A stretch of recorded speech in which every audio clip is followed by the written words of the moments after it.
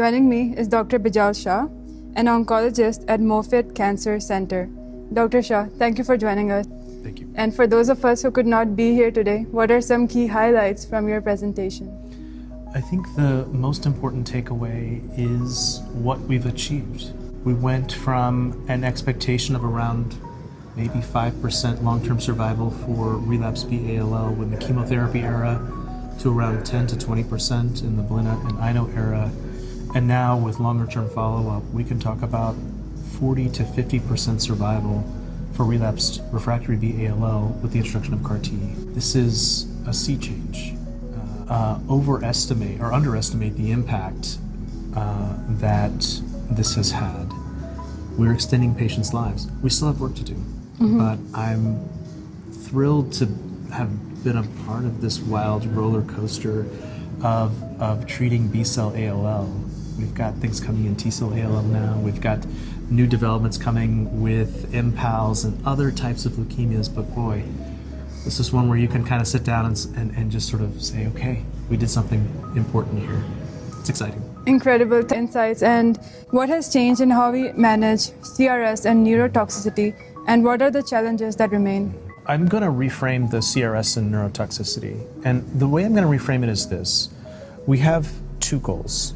One is to do our best to extend the lifespan of our patients, right? We want to help people feel better and live longer. This is what my mentor, Dr. Ludil from Duke used to say, and I still quote him to this day to my patients. The CRS and ICANS, by and large, does not really inform the equation for patients. They're transient, folks get better, and after that, where we really more focus from a toxicity angle is infection prevention and management.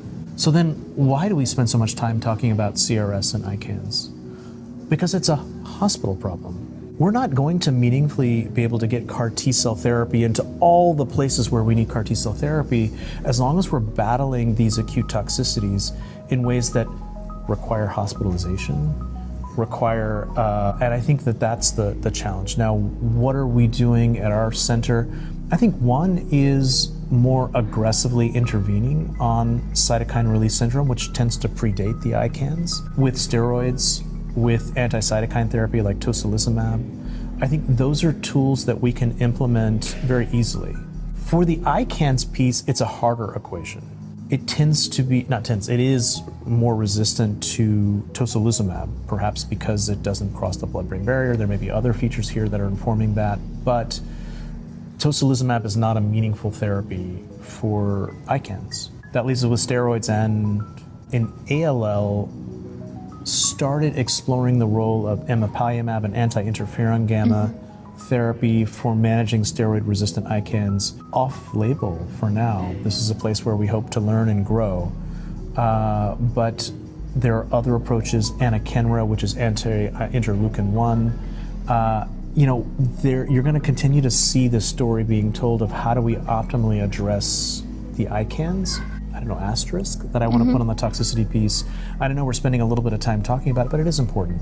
And that is what isn't ICANS. So ICANS refers to encephalopathy, confusion, difficulty with handwriting, with speaking. There's a whole different constellation of ICANS that we don't spend enough time talking about, and that is weakness. This is not captured in our grading system, but you can have patients who are profoundly weak after CAR T-cell immunotherapy, to the point where they can't sit up in bed to feed themselves for reasons we don't fully understand, and this is really an area where we're going to have to continue to grow.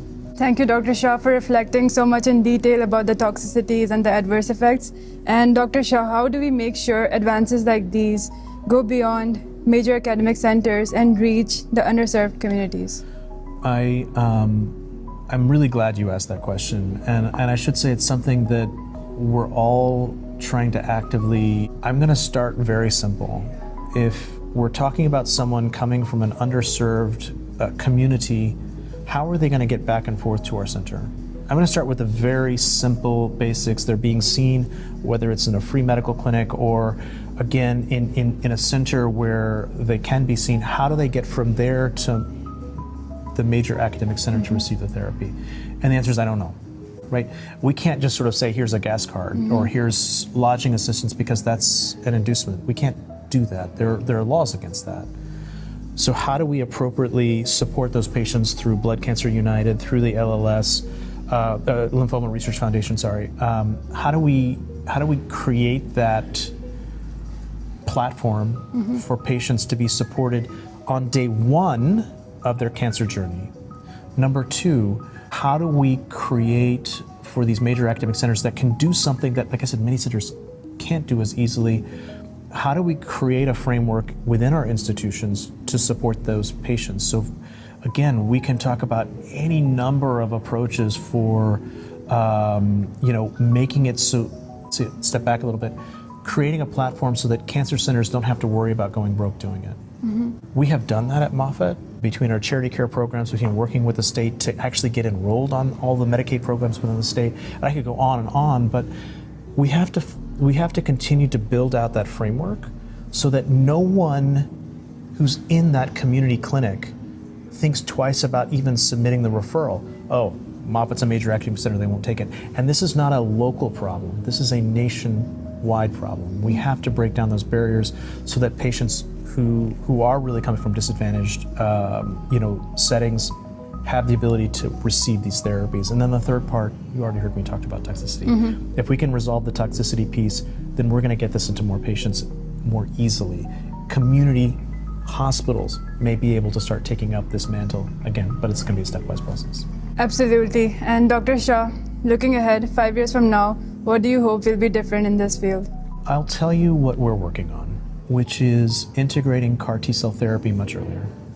And we saw some of that in Dr. Lekakis' presentation in multiple myeloma, but we need to be in the same place in lymphoma, in acute lymphoblastic leukemia, and really all the places where we've demonstrated this efficacy.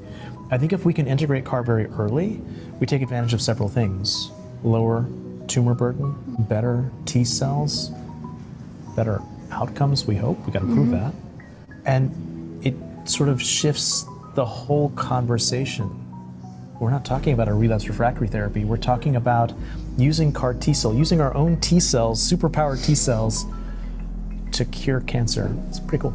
I love that answer. And I have a rapid fire question for you. If you had to pick one, CAR T, bispecifics, or smart sequencing? Oh, addition. Okay.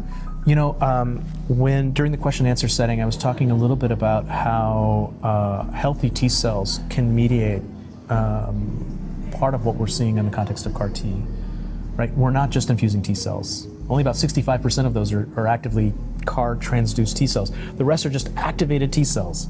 And I mentioned Scott Rodig's data, you biopsy around day 10, and it's mostly activated T cells you see in that lymph node, not CAR T cells.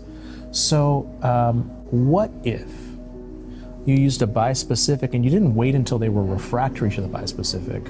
You used that to prime T cells before you collect for your CAR. So now you've got activated, primed T cells and CAR T cells going into that patient at the same time. So without thinking of this as a competitive landscape, thinking that as a complementary landscape where we get the best of both worlds. Absolutely. Dr. Shah, thank you for your time and for sharing your expertise with us. I appreciate it. Very nice to meet you.